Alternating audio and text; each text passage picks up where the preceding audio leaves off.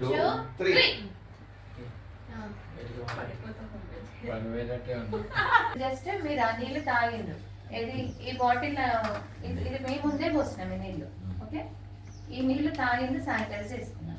ఇప్పుడు లిఫ్ట్ చేస్తాము, వేస్తారా లేవరా చూద్దాం. రెడీ, 1, 2, 3. అనిపించింది మీరు చెప్పండి అంతే. ఇందులో